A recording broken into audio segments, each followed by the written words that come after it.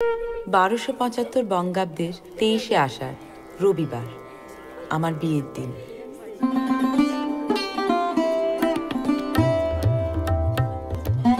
পুকুর পাড়ের ছোট্ট চৌহদ্দি থেকে হঠাৎ করে 7 সমুদ্রের ঢেউয়ের মাঝে এসে পড়লে যেমনটা হয়, ঠাকুর বাড়ির বউ হয়ে আসার পর প্রথম প্রথম আমার অনেকটা তেমনই দশা হয়েছিল।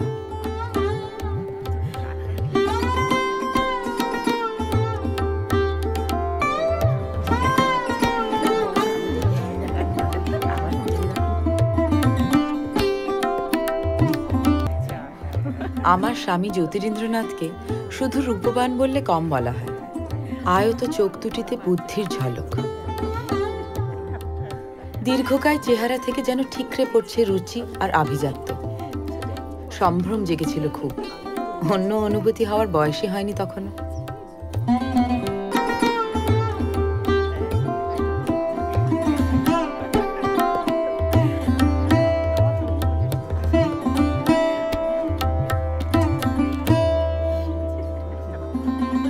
শ্বশুরমশাই আশীর্বাদ করলেন আকবরী মোহর দিয়ে। নববধূর মন অবশ্য মোহরে ছিল না। অত ভিড়ের ফাঁকেও তার চোখ আটকে গিয়েছিল থামের পেছনে, যেখানে আড়াল থেকে অনুষ্ঠান পর্ব দেখছিল এক বালক। দু চোখে অসীম কৌতূহল নিয়ে জরিপ করছিল বাড়ির নতুন বৌঠানকে। অবাক হয়ে দেখতাম কিভাবে উঠোনে লেপের তুলোধনার আওয়াজের সঙ্গে মিশে যেত দালানে কুস্তির আখড়ার ঝটাপটির শব্দ। নিঝুম দুপুরবেলা যখন সবাই গড়িয়ে নিচ্ছে একটু, আমার দিব্যি সময় কাটতো ঠাকুর বাড়ির দর্জি নিয়ামত খানের সঙ্গে গল্প কাছা করতে।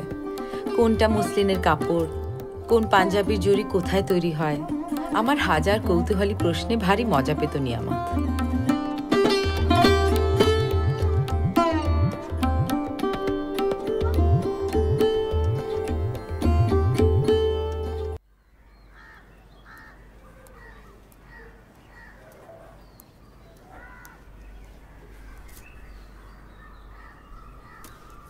আমাকে রাগিয়ে দিয়ে ভারী মজা পেত ঠাকুরপো।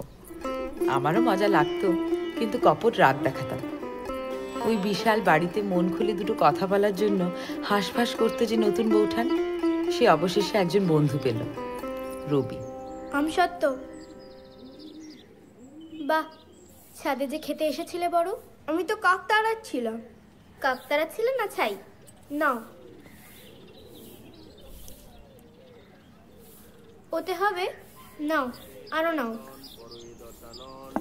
অশ্রু জলে অভিষিক্ত হইল বদন, ইতায় কাতর দেখি পুত্র জন্মে দুঃখ, ঋষিরা বিক্রম করে রাবণ সম্মুখ, ইন্দ্রজম বরুণেরে করিলে বিততা, মনুষ্য ব্যাটারে জিনাপ কত বড় কথা।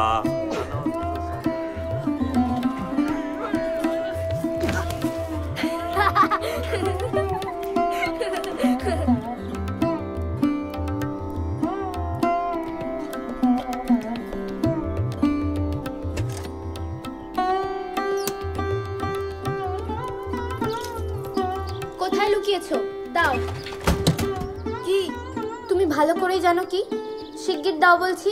আমি কি তোমার দারোয়ান যে তোমার সবকিছু পাহারা দেব? ছাড়ো, ছাড়ো বলছি, দাও।